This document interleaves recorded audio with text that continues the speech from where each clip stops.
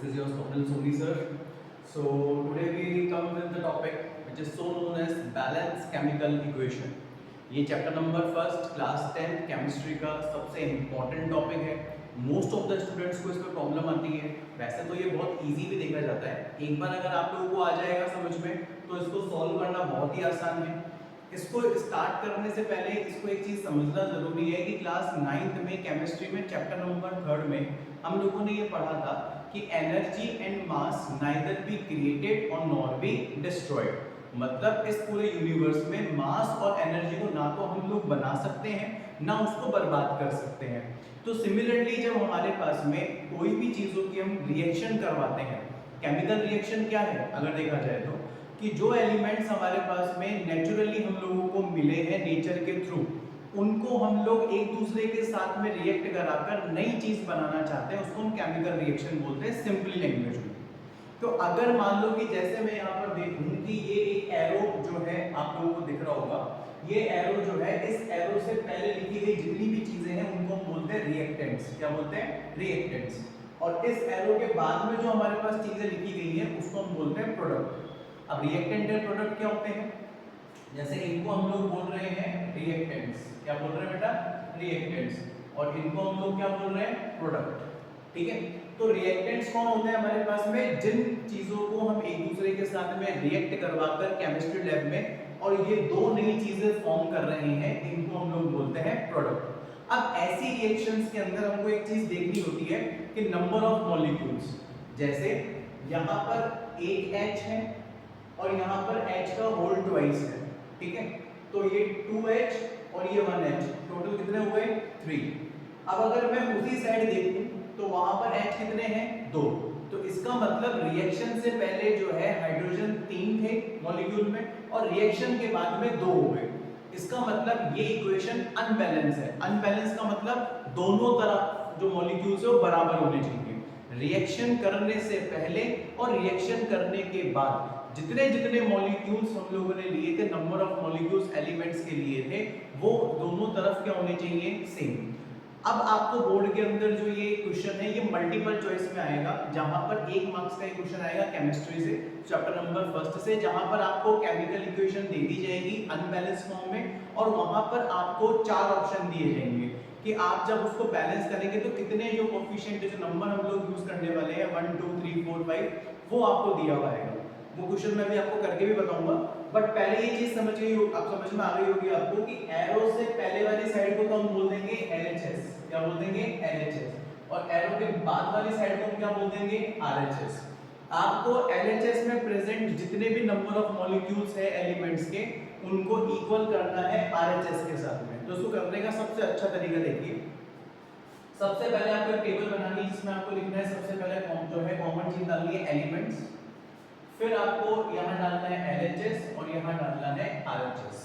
Arrow से पहले वाला जिसको रिएक्टेंट बोल रहे हैं वो तो LHS लेफ्ट हैंड साइड, और जो एरो के बाद वाली चीज है जिसको अपन बोलते हैं RHS जो है राइट हैंड साइड. अब देखो इसके अंदर हमारे पास में नंबर ऑफ मॉलिक्यूल्स में ये स्पेशली मेरा मेथड है जिसको मैं नाम देता हूँ स्टिक मेथड. क्या नाम देता हूँ बेटा? Stick method. ये मेरा तरीका है इसको सॉल्व करने का. अब स्टिक मेथड क्या कहता है वो देखते हैं. यहाँ पर सबसे पहले नंबर ऑफ एलिमेंट्स को देखना है. हाइड्रोजन है सर, नाइट्रोजन है सर, ऑक्सीजन है सर, कैल्शियम है.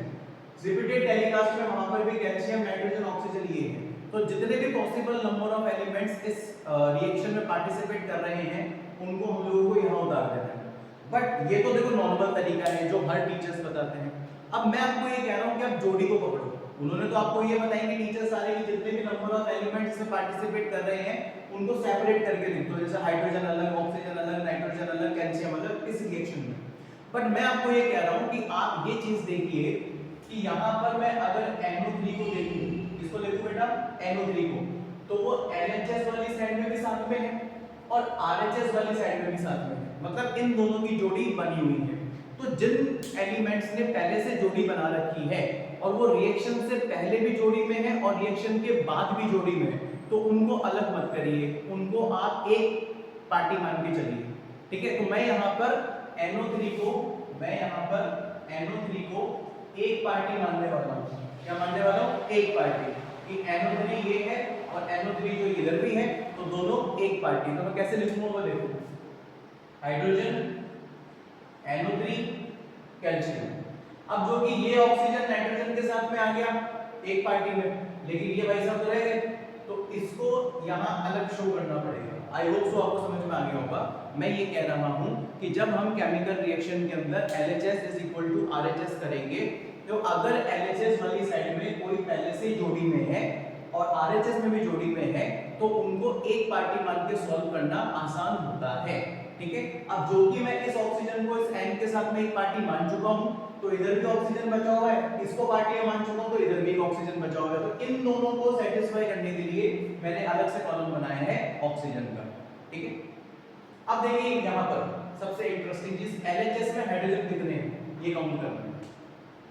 LHS वाली साइड ये है हमारे पास, ये पूरी की पूरी साइड LHS है।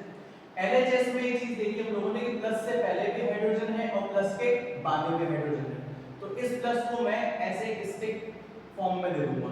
अगेन रिपीटिंग, LHS में प्लस के पहले भी H है सर, प्लस के बाद में भी H है, तो कंफ्यूजन ना हो सॉल्व करने के टाइम पे, इसलिए मैंने इस प्लस को किसके साथ रिप्रेजेंट कर दिया, स्टिक के साथ। प्लस से पहले हाइड्रोजन कितने हैं सर, 1 है sir, number of molecule. Plus के बाद में H के ऊपर क्या लगा हुआ है, होल ट्वाइस, तो यहाँ पर 2 है। इस तरीके से स्टिक मेथड को अप्लाई करना है।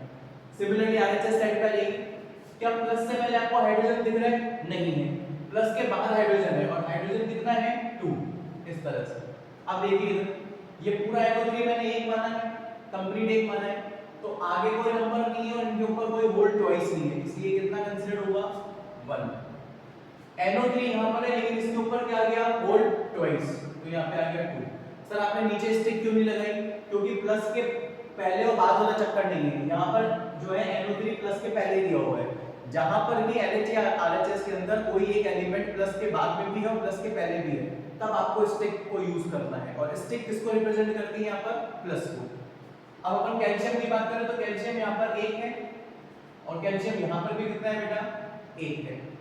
ऑक्सीजन कौन सा है, ये वाला काउंट नहीं करना है क्योंकि हम NO3 को एक पार्टी मान चुके हैं, इसलिए अब इस पूरे LHS के अंदर इस ऑक्सीजन को काउंट नहीं करना है। कौन सा ऑक्सीजन काउंट करना है, इसको, और इस O के ऊपर क्या लगा हुआ है, होल ट्वाइस, 2। सिमिलरली इधर आ जाइए, अब इस ऑक्सीजन को भूल जाइए, क्यों, क्योंकि ये भी हम लोग एक पार्टी मान चुके हैं, तो यहाँ पर ऑक्सीजन कितना है, 1। इस तरीके से अब एक बार इस इक्वेशन को वापस उतार लीजिए नीचे, HNO3 plus calcium hydroxide, calcium NO3 का होल ट्वाइस प्लस H2, इसको क्यों उतारा सर। अब आपको क्या करना है, केमिकल रिएक्शन को, केमिकल इक्वेशन को बैलेंस करने का जो हमारे पास में सबसे अच्छा तरीका है वो ये है कि आप इसके अंदर नंबर ऑफ मॉलिक्यूल्स को कम नहीं कर सकते, बढ़ा सकते हैं, और सिर्फ मल्टीप्लाई करेंगे। मैं वापस बता देता हूँ, केमिकल इक्वेशन में दोनों तरफा को बराबर करने के लिए, LHS is equal to RHS करने के लिए आप कम नहीं कर सकते नंबर ऑफ मॉलिक्यूल्स को, आप नंबर ऑफ मॉलिक्यूल्स को बढ़ा सकते हैं, और वो भी कौन से मेथड से, ओनली मल्टीप्लिकेशन से। किससे करेंगे, मल्टीप्लिकेशन से। अब देखिए यहाँ पर मैं स्टिक मेथड को सबसे पहले छेड़ने का जो है फॉर्मेशन नहीं बताता, आप इसके नीचे की तरफ आइए, यहाँ पर NO3 1 है और यहाँ पर NO3 2 है, मुझे बराबर करना है। अभी आपने बताया था कि आप कम नहीं कर सकते, बढ़ा सकते हैं, और वो भी कौन से मेथड से, ओनली मल्टीप्लिकेशन मेथड से।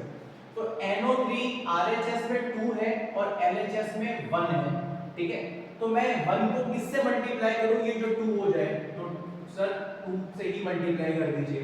तो आपने LHS में किससे मल्टीप्लाई किया, 2 से, किसको बढ़ाने के लिए, NO3 को, तो ये आ गया 2 यहाँ, क्योंकि फाइनली तो हमें बैलेंस केमिकल इक्वेशन जो लिख के आनी है वहां पर ऑप्शन में जो हमारे पास में आएगा, तो वो यहीं से तो पता लगेगा कि कितना कितना मल्टीप्लाई करके हम बढ़ा रहे हैं। तो इस NO3 को RHS से इक्वल करने के लिए मैंने 2 से मल्टीप्लाई किया, और वो 2 जब मल्टीप्लाई करेंगे तो आप आगे लिखेंगे, नीचे या इसके आगे नहीं लिखेंगे, पूरा आगे लिखेंगे, और NO3 को 2 करने के चक्कर में H जो है LHS का, कौन सा, LHS का, वो भी कौन सा बेटा, प्लस से पहले वाला, कौन सा वाला, प्लस से पहले वाला, वो भी किससे मल्टीप्लाई हो गया, ऑटोमेटिक 2 से।